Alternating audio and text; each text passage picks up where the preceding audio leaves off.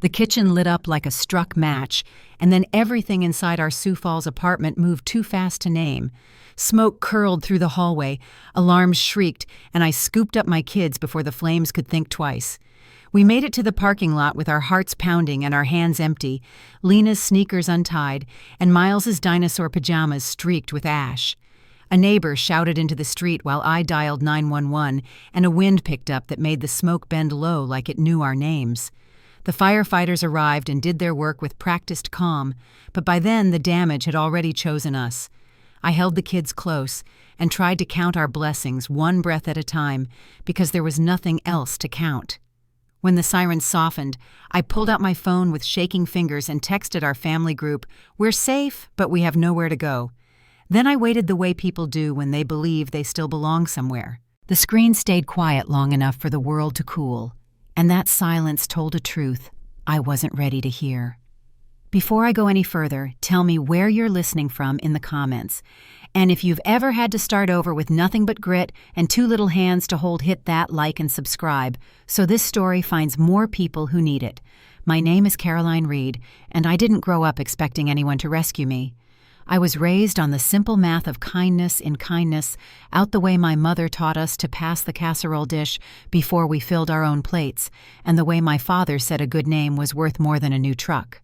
We weren't wealthy, just steady, which felt like its own kind of fortune, and I learned to stretch paychecks and patch elbows and say thank you even when life was lean. I worked my way through community college, then into retail management, and most days I measured success in small, useful ways, showing up on time, keeping the back room organized, bringing home groceries that fit the list and the budget. When I had Lena and then Miles, the math changed, but the lesson didn't. You look out for your people, even when it costs you sleep, even when it costs you pride. It was never about being a hero, just about keeping promises. My sister Ashley always moved through life like it would rise to meet her, and sometimes it did. She had a way of turning favors into roadways while I collected receipts and told myself it all balanced out. When her car died right before a job interview, I put the repair on my card and picked up Saturday shifts until the balance shrank because that's what you do for family. When my parents fell behind on a payment, I sent what I could and told no one at work because dignity is quiet and so is love. We didn't live in the same part of town as the backyard kitchens with stone fire pits and cafe lights, but we were never far from people who did, and I told myself there wasn't a contest worth entering. The difference between a tidy life and a good one, I believed, was how gently you held other people's needs. After the fire, Nora opened her door like she'd been waiting all evening, her one-bedroom apartment smelling faintly of coffee and soap, and she didn't ask how long we'd need the couch or where the kids would sleep. She handed me a clean towel and told me the shower ran hot. I tucked Lena and Miles under a quilt that had seen better days and sat on the floor with my back against the wall, listening to their breathing settle into something that sounded almost peaceful. The room was small, but it held us without judgment, and that was more than I could say for the little blue typing bubble that never appeared on my phone. I kept checking, willing a reply to arrive from my parents, from Ashley, from anyone who'd called me reliable when their own lives wobbled. Instead, an hour after my text, a photo drifted onto my feed, my parents and Ashley in matching shirts at a backyard barbecue, the caption stamped in bright letters, "Family Only." The patio lights were warm and the smiles were easy, and I stared at it long enough to make the edges blur. What I remember most from those first nights was how quickly hope rearranged itself. It didn't disappear, it just moved into smaller corners and asked me to make room. I ironed out paperwork at the library while the kids colored at a nearby table, and I told myself this was temporary, that the right call would come, that the good name my father prized would carry through when it mattered. I thought about the envelopes I had mailed and the transfers I had set up, all the ways I had kept us stitched together as a family, and I decided to keep believing a response would land any minute. A mother learns to hold two truths at once, what is and what might be, and I carried both in my chest as carefully as if they were sleeping children. But in the quiet after the dishwasher in Nora's kitchen clicked off, I could feel a new truth forming, the kind that doesn't ask permission to change you. The morning the smoke smell finally faded from our coats, I woke before the kids and watched the window brighten into a patient gray, and I made a list of what was left, that no fire could take 2 healthy children, a friend whose door stayed open, and a spine that remembered how to stand. I promised myself I would keep showing up with the same steady hands that had carried us through every tight month, every surprise bill, every long shift. I told Lena when she stirred and asked if this was our new home, that it was a stop on the way to one, and I meant it. Then just as I poured the first cup of coffee that week, I didn't have to drink standing up. My phone buzzed at last with a familiar name, my mother, and a message I couldn't quite believe was meant for me. I stared at the screen, at the neat line of words that didn't mention the fire or the children or the couch, and felt the room tilt slow and sure toward the kind of test that doesn't care how many casseroles you've passed. The message from my mother blinked on the screen, as if it had been waiting for me to see it. "Caroline, we need $4,000 for something important. Can you send it by Friday? No greeting. No question about where we were sleeping, not a single mention of the fire." I read it twice, hoping I'd missed a word that might soften it, but there wasn't one. The kitchen light in Nora's apartment hummed overhead, steady and unforgiving. Lena was at the coffee table coloring a picture of a unicorn, and Miles had fallen asleep on the couch, his dinosaur tucked under his arm. My thumb hovered over the keyboard, but no reply came to me. That night, the air felt too thick to rest. I lay awake beside my children, listening to their small breaths and the distant hum of city traffic. When my phone rang the next morning, I didn't need to check the name. My father's voice came through sharp with that edge of impatience I knew too well. "Caroline, your mother told you what's going on. We need that money. It's for the family." "For what exactly?" I asked. "It's important," he said, his tone low and clipped. "You've always helped before. Don't back out now." The line went quiet for a beat too long. Then I ended the call. Nora looked up from the stove where she was stirring oatmeal. "Everything okay?" she asked. I handed her the phone and she read the message. Her brow tightened. "They didn't even ask if you're all right." I shook my head and tried to laugh, but the sound caught in my throat. I looked at Lena and Miles asleep in the fold-out bed. They deserved a home, not this constant uncertainty. My parents were treating me like a bank account they could withdraw from whenever life got hard. I wasn't even sure they knew what had happened to us beyond a passing mention on social media. Later that afternoon, my old coworker Dana called. We hadn't spoken in months, not since she'd left the store for another job. She mentioned that my father's hardware business in town had been struggling something about overdue loans and dwindling customers. I could almost hear the puzzle pieces click into place. That was their important thing, the store. They wanted me to bail them out again while my own kids were sleeping on a borrowed couch. I sat at the small kitchen table and looked around Nora's apartment. It was barely large enough for one person, yet she'd opened her home without hesitation. The couch had a broken spring and the walls were scuffed in places, but it was warm and safe. The contrast was almost painful. Her quiet generosity versus my family's silence. I thought about the years behind me. The long shifts at the store when Ashley needed tuition money. The months I skipped buying myself new shoes so I could help my parents make rent. Every time I'd convinced myself that I was doing the right thing, that giving would eventually bring us closer. But that hope had burned up along with the apartment. When Nora came in that evening with grocery bags, she found me sitting at the table scrolling through my phone. Still nothing she asked, nothing I said, except the one thing they wanted. She put the bags down and sighed. "You've done enough for them, Caroline." Her words settled like a small truth I hadn't let myself say out loud. I turned off my phone that night and placed it face down on the nightstand. I told myself it was only for a few hours, but the stillness that followed felt better than I expected. The next morning, I woke early to start on the housing forms I'd been putting off. I took the kids to the library where I could use the public Wi-Fi, and they settled into the children's section with a stack of coloring books. The forms asked questions that made me feel smaller with each line: employment status, monthly income, proof of displacement. I typed slowly, careful not to make mistakes. Every rejection email I'd received so far had been polite but final. My boss at the store had cut my hours again, claiming business was slow.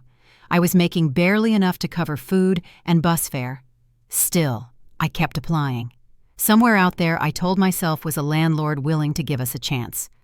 A week later, Nora came home early from her shift, her face pale. "Caroline," she said quietly, handing me her phone. "You need to see this." It was a screenshot from a local parenting group online.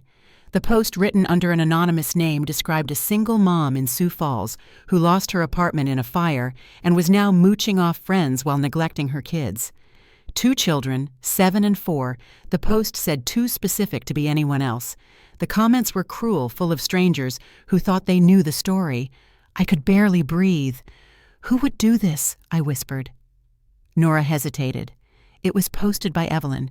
She's friends with your sister, isn't she?" The name hit like a slap. Evelyn had always been close to Ashley. They'd gone to school together, worked at the same marketing firm. My sister must have told her everything.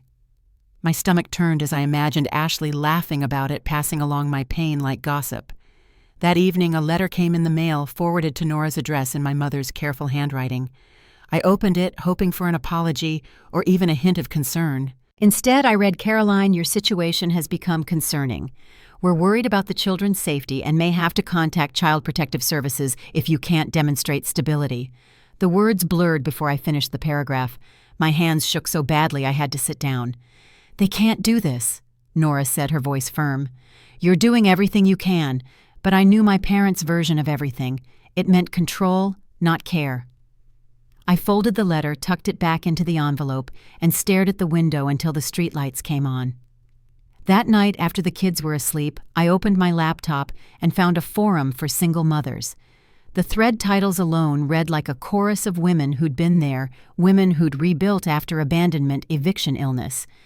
I wrote an anonymous post how my family ignored my message after the fire, how they demanded money, how they were now threatening me. I didn't use names, just the truth. When I hit post, my heart raced like I'd shouted into a canyon. Messages of support trickled in within hours. Some women shared stories of their own, others just left words of encouragement. For the first time in weeks, I felt seen by people who didn't need to know my last name to believe me. The next morning, Lena tugged at my sleeve while I packed a lunch for the library. "Mommy, are we going home soon?" she asked. "Not yet," I said softly. "But we will. I promise." Her eyes searched mine, trusting me the way only a child can. I brushed her hair behind her ear and handed her a crayon box. Later that afternoon, while Nora was at work, I reread my mother's letter. The neat loops of her handwriting used to mean love notes in lunchboxes. Now they looked like barbed wire. I folded it again and placed it with the rest of the paperwork I'd started keeping: texts, screenshots, printed messages. I didn't know what I would need it for yet, but I knew I'd need it. That night, Nora came home to find me sitting at the table, the kids asleep in the next room. "You're documenting, aren't you?" she asked. I nodded. "I have to. They're trying to take the kids." Her expression softened. "You won't let them." "I can't afford to," I said quietly. Outside, a siren passed down the street, its echo fading into the dark. Inside, the apartment felt smaller than ever, but steadier too. Something in me had shifted fear, giving way to resolve. When I lay down beside my children that night, I watched their faces in the dim light. Miles stirred his fingers, clutching his dinosaur. Lena sighed and turned toward me, whispering in her sleep.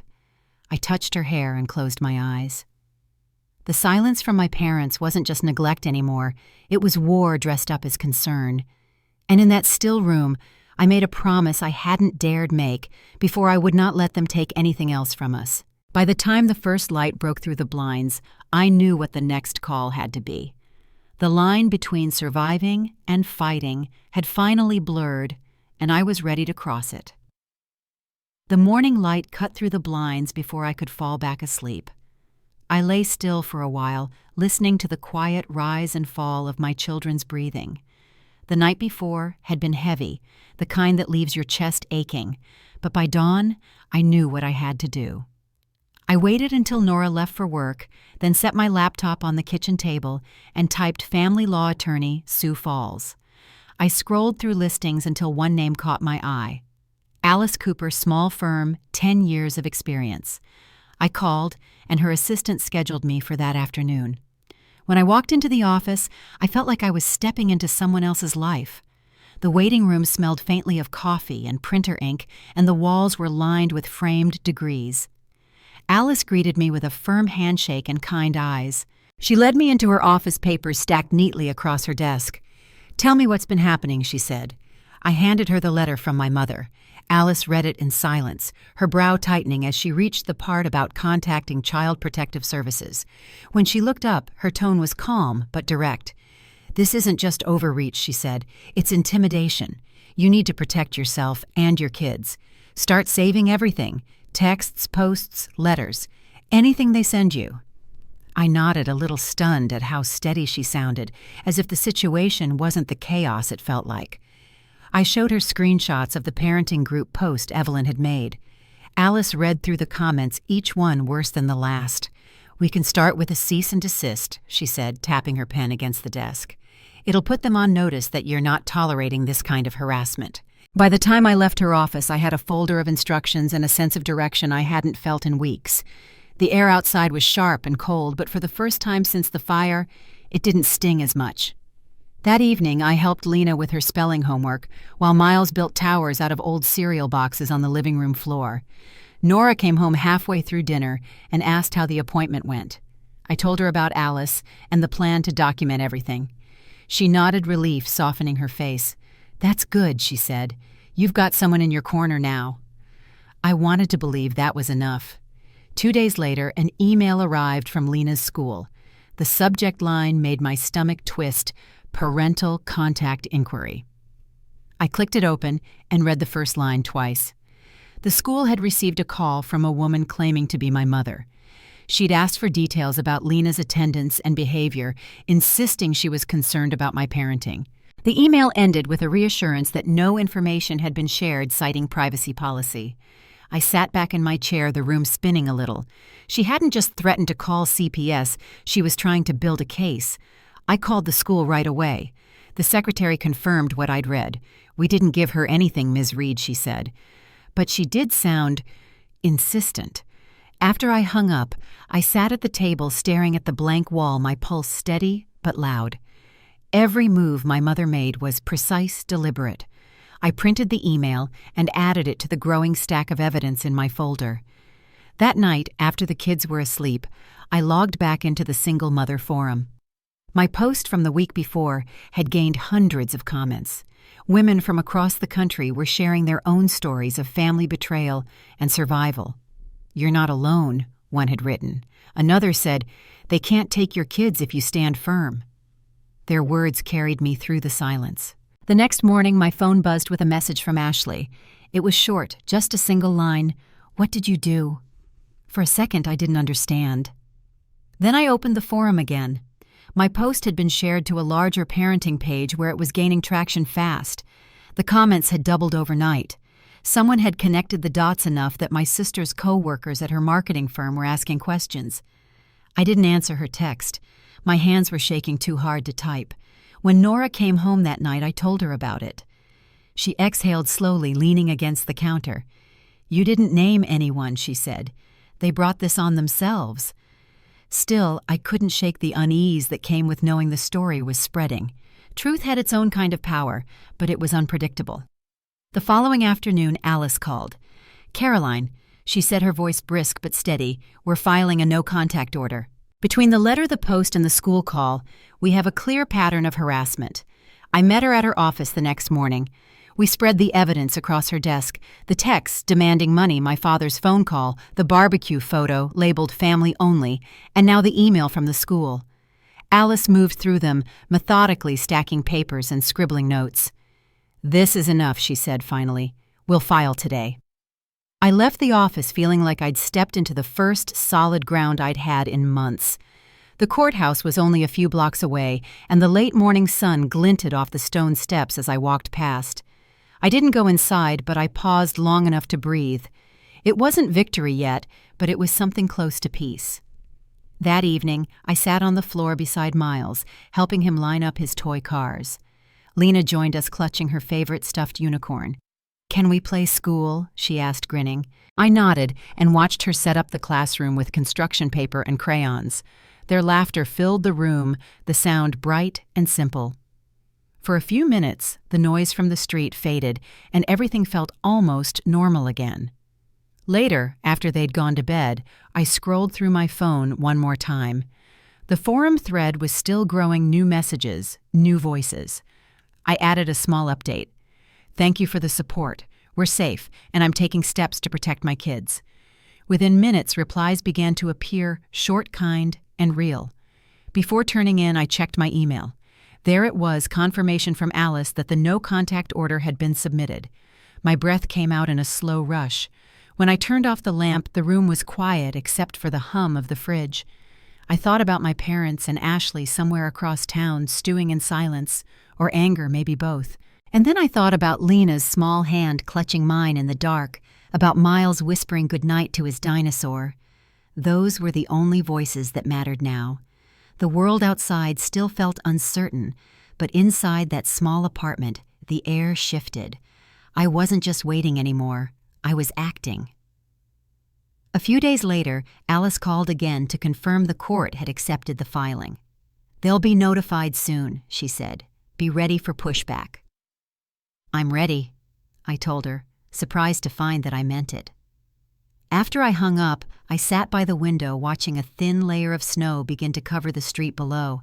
For months, I'd been waiting for my family to reach out with compassion. Now, I was the one drawing the line. When Nora came home that evening, she found me sealing an envelope. Inside was a copy of the no-contact order and the first official letter from Alice's office. "It's starting," I said quietly. Nora smiled faintly. "About time," she said. That night, as the city settled into silence, I lay awake for a while, listening to the steady rhythm of my children's breathing. The fear that had once followed me everywhere was still there, but it had changed shape less like a weight, more like a warning. My family wasn't finished trying to reach me, but neither was I finished standing my ground. Outside, a snowplow rumbled down the street, clearing a narrow path through the drifts. I watched it until the sound faded, then closed my eyes. Somewhere in that sound was a reminder that even the heaviest storms could be pushed aside slowly, steadily, one pass at a time. Snow clung to the sidewalks outside Nora's apartment as I walked back from the courthouse, the no-contact order officially filed. The air was cold enough to sting, but my hands didn't shake the way they used to. For the first time in months, I felt like there was a map ahead, even if it was drawn in pencil. I went inside, hung up my coat, and found Lena and Miles sitting cross-legged on the rug, surrounded by crayons and scraps of colored paper. "Look, Mommy, we made you cards," Lena said proudly, holding up a folded sheet covered in pink hearts. Miles waved his drawing beside hers, all bright squiggles and blue clouds. Their smiles pulled me back to the moment. I knelt and hugged them both, letting the warmth of their small arms undo some of the tension that had settled in my shoulders. That night, after they were asleep, I sat at the kitchen table with the folder Alice had helped me start. Every text, every post, every letter, they were all in there. I added the email from the school dated and labeled. Across the hall, Nora's apartment was quiet except for the faint sound of her TV.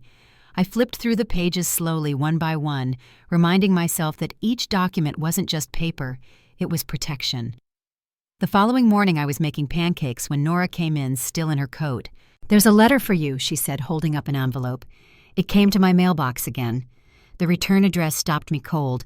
It was from my parents' attorney. I opened it carefully, bracing for whatever new tactic they'd found. Inside was a typed notice accusing me of defamation, something about publicly disseminating false statements. My mother's name was printed beneath it. I called Alice right away. She told me to bring it in that afternoon. "Don't panic," she said, her voice calm. "They're trying to scare you, but we'll handle it." At her office, she read the letter, her expression unreadable. "They're preparing to sue," she said finally, "for defamation over your forum post. They think it's the same as a public statement." She looked up. "It's empty. You never named them. But we'll respond formally and prepare a counter if they go through with it." I sat there, the weight of the moment pressing in, and nodded. "They won't stop," I said quietly. "No," Alice agreed. "But neither will we." When I got home, Nora was sitting with Lena and Miles at the table, helping them cut snowflakes from folded paper. The sight was so ordinary it nearly made me cry. "Everything okay?" Nora asked when she saw my face. "They're suing," I said. Her scissors paused mid-cut. "You're kidding. I wish I was." She shook her head slowly. "You'll beat them, Caroline. You've got the truth." The days that followed blurred together school drop-offs, work shifts, and the quiet hum of waiting.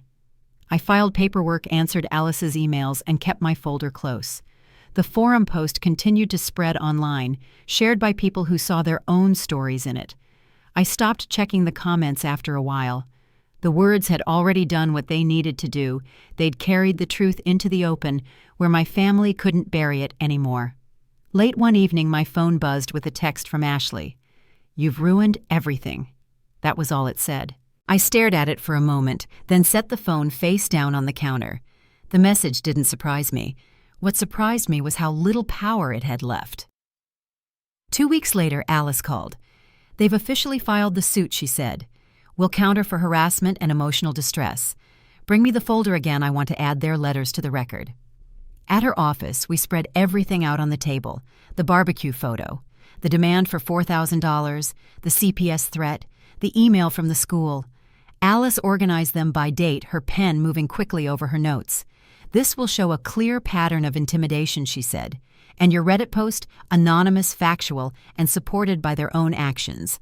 It works in your favor." The hearing was scheduled for early spring.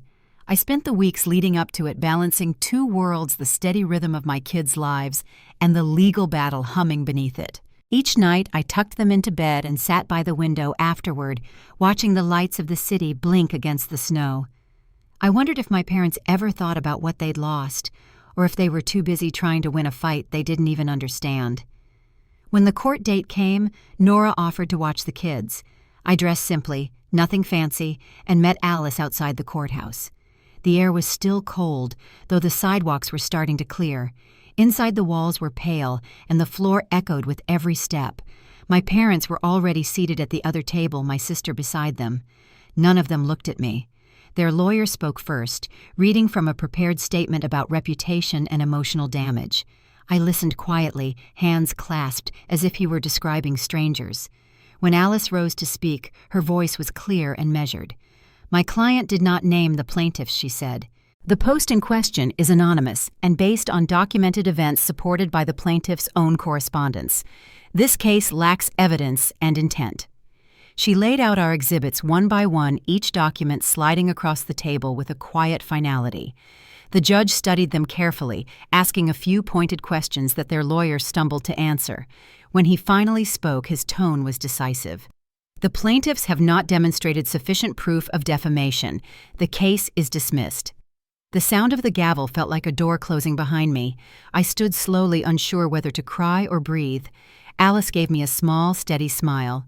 "It's over," she said. "They can't touch you now." Outside, the air felt different, lighter somehow. I thanked her and walked down the courthouse steps, my boots crunching against the thin layer of ice. Each breath I took felt earned. That evening, I returned to Nora's apartment, where Lena and Miles were waiting. Lena ran to me first. "Did it go okay?" she asked. I knelt and hugged her tightly. "It did," I said. "Everything's okay now." Miles wrapped his arms around my waist, his small voice muffled against my coat. Nora watched from the kitchen doorway, her expression soft. We ate dinner together that night, the four of us squeezed around the small table. The laughter was quiet, but it was real. After the dishes were done, I tucked the kids into bed and sat for a long time in the dark, listening to the slow rhythm of their breathing. The no-contact order was holding. The lawsuit had been thrown out. The noise had finally faded. For years, I'd thought strength meant patience, waiting for things to get better for people to do right. But that night, I understood something new. Sometimes strength meant refusing to wait any longer. Outside, snow began to fall again, soft and steady against the window pane. I watched it until my eyes blurred. Somewhere beyond that quiet drift, I knew my family would still be talking, still spinning their version of the story. But their words couldn't reach me anymore. When I finally turned off the lamp, the apartment was still except for the gentle sound of the furnace kicking on. I lay back, the warmth spreading slowly through the room, and felt the smallest spark of peace settle inside me. I didn't know what tomorrow would bring, but for the first time since the fire, I wasn't afraid of it. And as I drifted toward sleep, one thought kept repeating clear and steady as a heartbeat. Whatever they'd tried to take from me, I still had the only thing that mattered. I still had us. The morning after the court dismissed the lawsuit, I woke before the kids and sat at the edge of the bed, listening to the city's slow hum. Outside, a gray light pressed through the window, soft and cold, the kind that makes everything feel quiet. I'd expected to feel relief, maybe joy, but what I felt instead was something heavier, like the weight of months finally settling. I got up, made coffee, and watched steam curl above the mug until the sound of little footsteps pulled me back to the day. Lena shuffled into the kitchen, still half asleep, her hair sticking up at odd angles. "Did we win?" she asked, rubbing her eyes. I smiled and nodded. "We did." She grinned, satisfied, and climbed onto her chair. Miles soon followed, dragging his dinosaur blanket behind him. I poured them cereal and sat with them at the table. For the first time in a long while, breakfast felt calm. That afternoon, I walked to the mailbox outside Nora's building and found a single envelope waiting my parents' handwriting on the front. I turned it over, debating whether to open it, then tore the flap with my thumb. Inside was a short note. No apology, no mention of the court. Just a few lines about family, how I'd misunderstood their intentions, and how they still believed we owed each other loyalty. Beneath it was a printed transfer notice showing the automatic $300 payment I'd been sending them every month for years. The message was clear they expected it to continue. I stared at the paper until the edges blurred. Then I folded it, once set it on the counter, and opened my laptop. It took less than a minute to log into my bank account and cancel the transfer. A small confirmation message appeared on the screen, recurring payment canceled. My heart thudded once deep and steady. That money wasn't theirs anymore. It belonged to my children. When Nora came home that evening, I told her what I'd done. She leaned against the doorframe, smiling quietly. "That's a good start," she said. I nodded, and for the first time in months, those words didn't sound impossible. A week later, Alice called to say the final paperwork had cleared. The counterclaim for harassment was still pending, but my parents' case was closed. "You're in the clear," she said. "Take a breath." I thanked her, then hung up and looked around Nora's apartment. Our bags were still piled near the door. The kids' drawings covered half her fridge. It was time. I spent the next few days combing through housing listings again. Most were too expensive, but one caught my eye, a small 2-bedroom unit on the east side of town, older but well kept, with rent I could almost manage. I called the landlord that afternoon, explained our situation, and by some miracle he agreed to meet the next morning. When I saw the place, I knew it wasn't perfect, but it was ours. The paint was chipped in spots, the floors creaked, and the kitchen smelled faintly of lemon cleaner. Still, it had 2 bedrooms, a narrow balcony, and enough sunlight to make the living room feel warm. The landlord, a gray-haired man named Mr. Jenkins, handed me the keys 2 days later. I stood in the empty space listening to the echo of my own footsteps and felt something I hadn't felt in months: peace. Nora helped me move what little we had in her pickup truck. Most of our belongings were donated clothes and the few toys that had survived the fire. The kids raced through the apartment, their laughter bouncing off bare walls. "Can I paint my room blue?" Lena asked wide-eyed. "Sure," I said. "Whatever shade you like." We spent the weekend painting and unpacking. Lena chose a soft sky blue for her walls, careful with each brushstroke. Miles picked red and asked for Spider-Man curtains to match his blanket. We ate pizza on the floor and laughed when the delivery guy forgot the napkins. Every small thing, each laugh, each bit of paint, felt like rebuilding a piece of our lives. On Sunday evening, after Nora left, I sat on the floor between the kids' rooms, surrounded by paint cans and half-empty boxes. My phone lay on the counter, buzzing with a new message. I picked it up, expecting something from work, but saw Ashley's name instead. The message was short. "You really turned your back on us. Hope you're proud." I stared at it for a moment, then hit delete. No reply. No hesitation. That night, I tucked the kids into their new beds. Lena smiled up at me, her cheeks smudged with blue paint. "This is the best house ever," she whispered. Miles clutched his dinosaur and mumbled, "Spider-Man likes it too." I kissed their foreheads, turned off the light, and stood in the doorway for a while. The faint hum of the refrigerator, the soft creak of the floorboards, even the smell of fresh paint, it all felt like proof that we'd made it somewhere safe. Later, I sat at the kitchen table with my checkbook and a fresh notebook. I wrote down a new goal at the top of the page: savings for Lena and Miles. Then I transferred the first $300 into a new account under their names. It wasn't much, but it was a beginning. Each dollar was a promise, not just to them, but to myself, that our future would no longer depend on people who had turned their backs. Over the next few weeks, I added what I could from each paycheck. I took extra shifts at the store, skipping lunches to stretch our budget. The work was tiring, but I didn't mind. Every deposit was another small piece of independence. The noise from the past, the accusations, the letters, the lawsuit grew quieter with each passing day. One evening, Nora stopped by with dinner and a bottle of sparkling cider. "Housewarming," she said, holding it up with a grin. The kids squealed when they saw her running to hug her legs. We sat on the living room floor eating pizza again, the four of us surrounded by boxes we still hadn't unpacked. "You did it, Caroline," she said softly as the kids chased each other down the hall. "You really did." I smiled, watching Lena's blue-painted room glow in the lamplight. "We're getting there," I said. After Nora left, I cleaned up the dishes and stood by the window. Outside, the streetlights flickered on, scattering gold across the snow. My reflection stared back at me, tired, yes, but steady. The kind of tired that comes from building, not breaking. Before bed, I changed my phone number, something I'd been putting off for weeks. I saved only the numbers that mattered, Nora's, Alice's, my boss's, and deleted the rest. When the confirmation message appeared, I felt a quiet relief. No more calls demanding money, no more texts asking for loyalty I'd already given. That night, I lay between the kids as they slept, the blue light from Lena's night lamp casting soft shapes on the ceiling. The apartment still smelled faintly of fresh paint and cardboard, but it was ours. For the first time in a long while, there was no fear in the silence, just the gentle rhythm of their breathing and the steady thump of my own heart. I closed my eyes, knowing the past might still find ways to reach for me, but tonight it couldn't. Tonight I'd drawn a line they could no longer cross. And as the room settled into stillness, I whispered to the dark, more to myself than anyone else, "We're home now." Outside, the wind rose softly against the windows like a quiet answer. 8 months passed quietly after we moved into the apartment. The walls that once smelled of paint now held the scent of coffee and crayons. Lena's drawings covered the fridge, and Miles's toys lined the hallway like a trail of tiny footprints marking our days.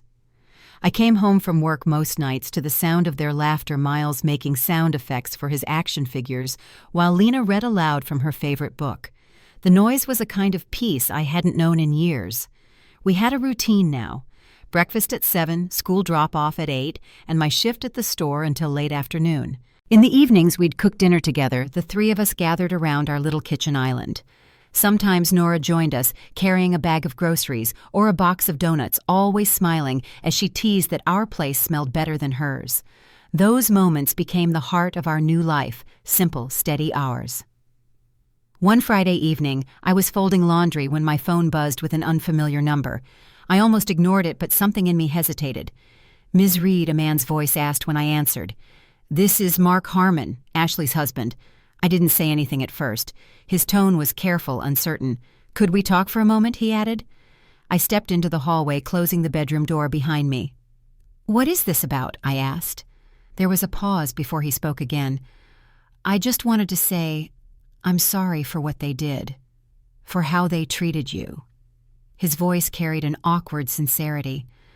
I should have said something sooner. I leaned against the wall, unsure what to say. "They made their choices," I said finally. He sighed on the other end. "Ashley's been a wreck since the court case. She knows she went too far. So do your parents." His words lingered in the silence between us. "I just thought you should hear that.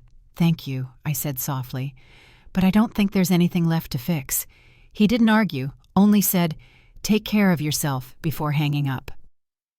I stood there for a long moment, the phone still in my hand, until I heard Miles calling for a bedtime story. Whatever Mark hoped to mend had been gone for a long time. That weekend, Nora came by with takeout and a new board game for the kids. As we ate, I told her about the call. She listened quietly, then shrugged.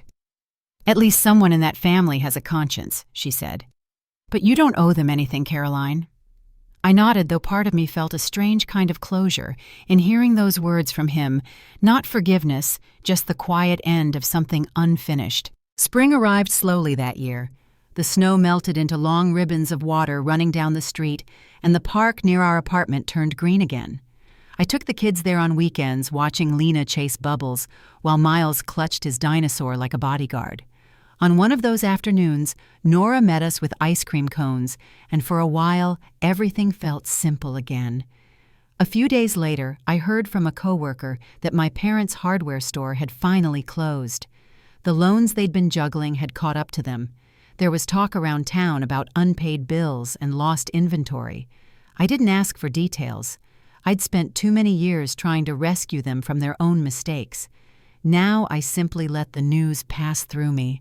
Still, the ripples of what happened reached farther than I expected. Evelyn, the same woman who'd spread lies about me online, had left her job after the backlash from the lawsuit. Nora told me she'd seen Evelyn at the grocery store, avoiding eye contact and rushing down another aisle. "She's not the loud one anymore," Nora said quietly. I didn't reply. There was nothing to say. By summer, I'd managed to build up a modest savings cushion.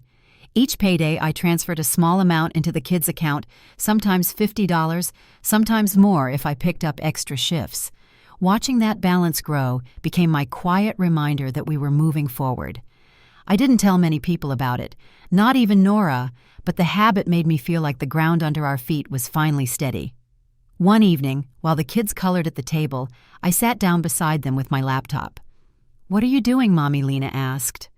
"Looking for something new," I said. She peeked at the screen, her eyes curious. I'd started browsing online courses through the local community college business administration part-time, mostly evening classes. I wasn't sure how I'd manage it with work and the kids, but I wanted to try. When I told Nora later, she beamed. "You'd be great at that," she said. "You've basically been running everyone's lives for years." We both laughed, but the truth of it felt bigger. I sent in my application that night. Life didn't become perfect after that, but it became manageable. The kids thrived at school. Lena joined the art club, and Miles started preschool, bringing home finger paintings that covered our fridge. I got a small promotion at the store, enough to cover our bills, with a little left over each month.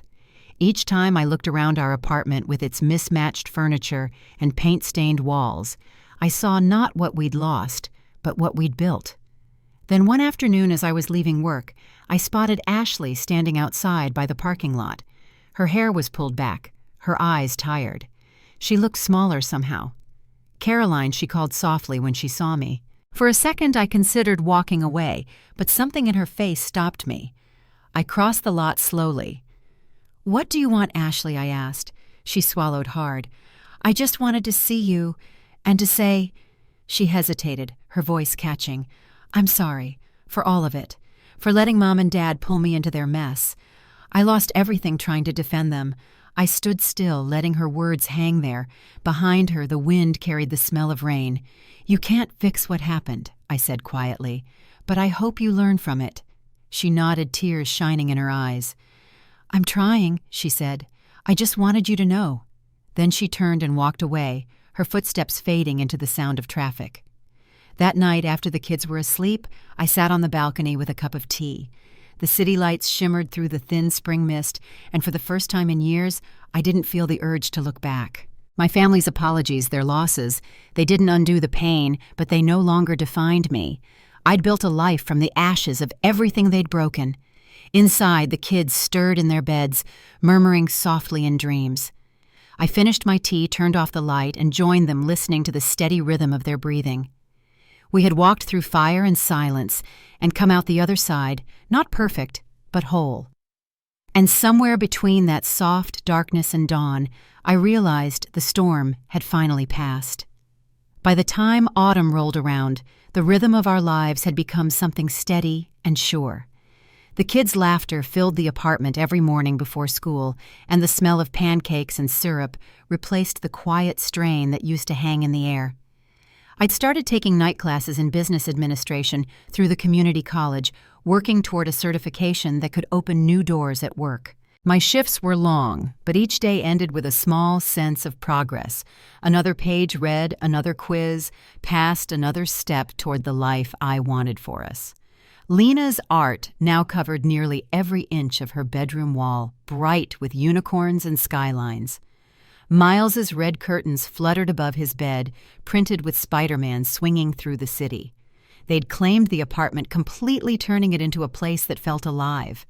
Even the creak in the hallway floor had grown familiar, a sound that reminded me this home was ours and no one else's. One evening, as I was grading my latest assignment at the kitchen table, my phone buzzed with a call from Alice.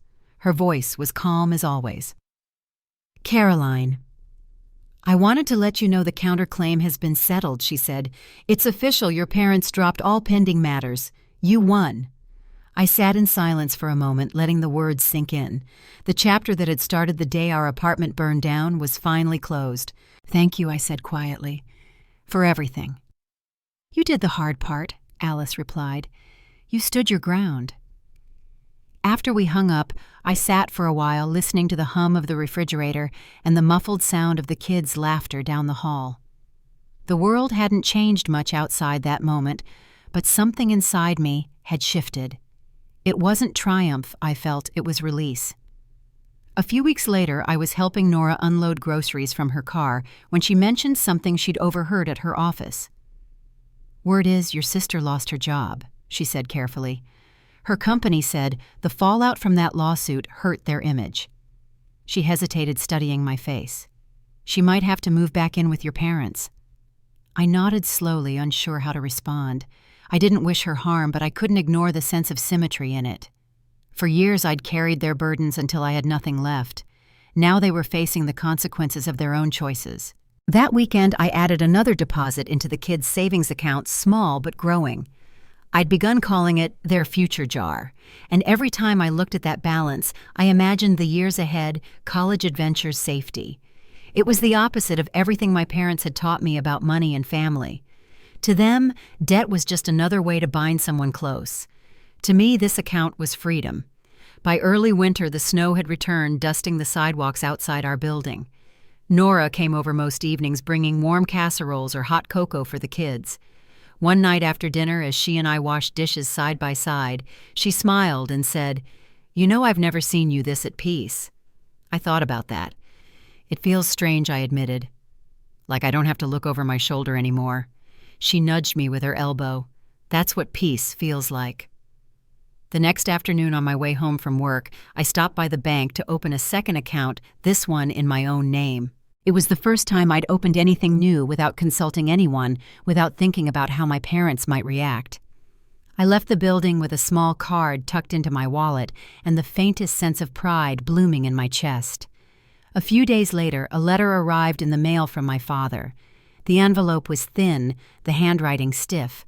I sat at the table staring at it for a long moment before opening it. Inside was a short note written in careful sentences. He said they'd lost the house, that things hadn't gone the way they'd planned.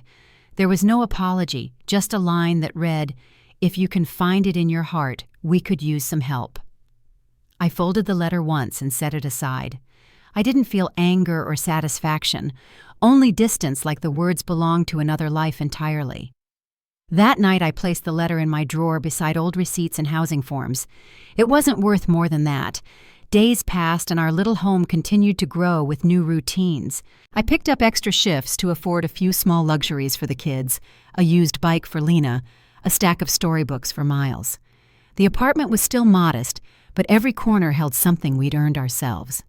In late December, as the snow thickened and the city lights reflected in the windows, my boss called me into her office. "Caroline," she said, smiling, "I wanted to let you know we're opening a new assistant manager position. I'd like you to apply." For a moment, I couldn't speak. She continued, "You've proven yourself steady under pressure, and your coursework shows real initiative. You'd be good at it." That evening, after the kids were asleep, I filled out the application, my hands shaking slightly as I typed. I thought about all the times I'd filled out forms for my parents, for my sister, always putting their needs first. Now, for the first time, I was doing something for us. The following week, I got the call. The job was mine. The raise wasn't huge, but it was enough to make a difference. I celebrated the only way I knew how, by picking up a small cake on the way home. Lena's eyes went wide when she saw it. "What's this for?" she asked. "For us," I said. "For a new start." We ate the cake right out of the box, laughing when Miles smeared frosting on his nose. The simple joy of that moment, the four walls, the soft light, the laughter was worth more than anything I'd ever tried to buy for someone else. Later that night, I sat on the couch with a blanket around my shoulders, watching the snow fall outside.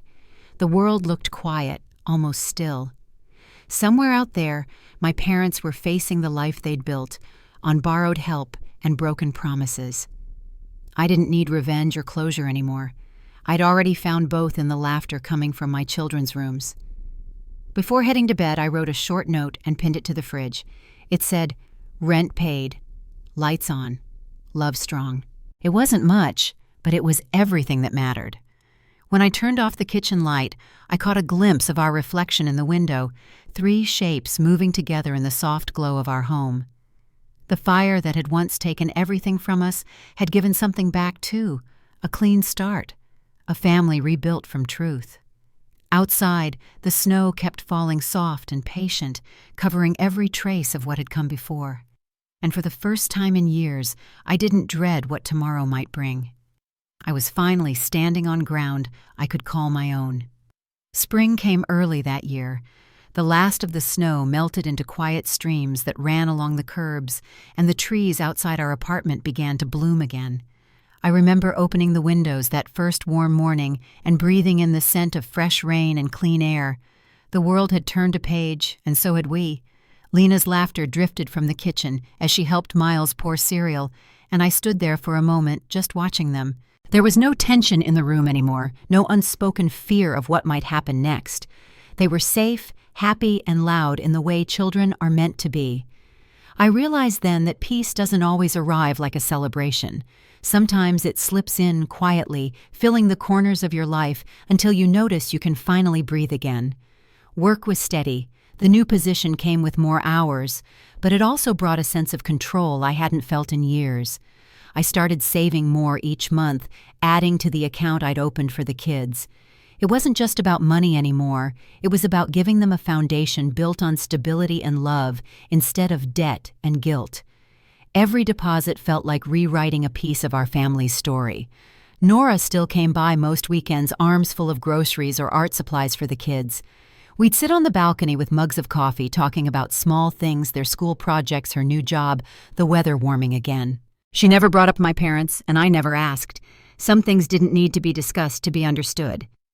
One afternoon, I received a letter with no return address. I almost didn't open it, but curiosity won. Inside was a note in my mother's handwriting, short, uneven, and tired. She wrote that my father's health had declined and that they were selling what was left of the hardware store. She said they missed me and the children, that they wanted to start over, though the words felt rehearsed like they'd been copied from somewhere else. There was no mention of the fire, the threats, or the lawsuit, just the hope that we could be a family again. I read the note twice, folded it neatly, and placed it back in the envelope. Then I slid it into a drawer with the rest of the papers I'd kept the evidence. The old letters, the pieces of a life I'd finally outgrown. Forgiveness wasn't the same as forgetting. I wished them peace from a distance, the way you wish for good weather on a day you no longer plan to travel. That night, as I tucked Lena and Miles into bed, Lena asked a question that caught me off guard. "Mommy," she said softly, "are Grandma and Grandpa ever going to come visit us?" I smoothed her hair back and thought carefully before answering. "Maybe someday," I said. "But for now it's just us, and that's enough." She nodded sleepily and rolled over, hugging her pillow. I sat there for a while, watching her drift off, and felt the quiet strength of that truth settle deep in my chest. The months moved quickly after that. My classes wrapped up and I received my certificate in business administration. It wasn't a degree, but it opened doors. I was offered a new role overseeing store operations. I celebrated by taking the kids out for ice cream and buying a small potted plant for our kitchen window. Every time I watered it, I thought about how even the smallest roots can hold their ground if they're given time. Summer arrived in full color. The kids spent their afternoons outside chasing bubbles in the courtyard while I sat on the steps with a glass of lemonade. Sometimes Nora joined us with her camera, snapping pictures of their laughter frozen in midair. When I looked at those photos later, I didn't see loss or survival. I saw life hours, honest and unshaken. One evening as the sun dipped low and painted the sky in streaks of gold, I thought about everything that had led us here, the fire, the silence that followed the courtroom, and every sleepless night between. What I'd once called ruin had become the beginning of something steadier. I'd stopped waiting for justice to look like punishment. For me, it looked like freedom. We still had bills, long days, and moments of exhaustion, but none of it felt heavy anymore. My children were thriving, and I'd learned that strength wasn't about fighting. It was about choosing peace after the fight was done. The scars of the past hadn't disappeared, but they no longer defined the story. They'd simply become part of the texture, like the worn floorboards beneath our feet, proof that we'd lived, learned, and stayed standing. On the night of my 35th birthday, Nora and the kids surprised me with a cake baked in our little kitchen. It was uneven, slightly overcooked on one side, but it was perfect.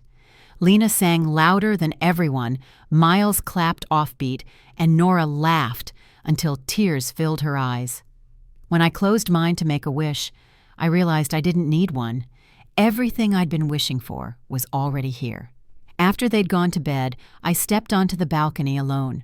The air was cool, the city lights stretching out in every direction. Somewhere beyond them, my parents were living with their choices, maybe regretting them, maybe not. Either way, I no longer carried the weight of their story. I'd written my own. If there's one thing I've learned, it's that sometimes losing everything isn't the end. It's the beginning of who you were meant to become. The hardest part isn't surviving the fire. It's believing you deserve to rise from it. So if you're listening to this and you've been through your own kind of storm, I hope you remember this. You don't have to go back to what burned you to prove you've healed.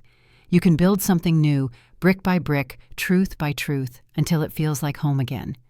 And when you do, when that peace finally arrives quiet and unassuming, don't forget to breathe it in. You've earned it. If this story found a place in your heart tonight, share it with someone who might need it too. And if you're still searching for your new beginning, stay with us. You're not alone.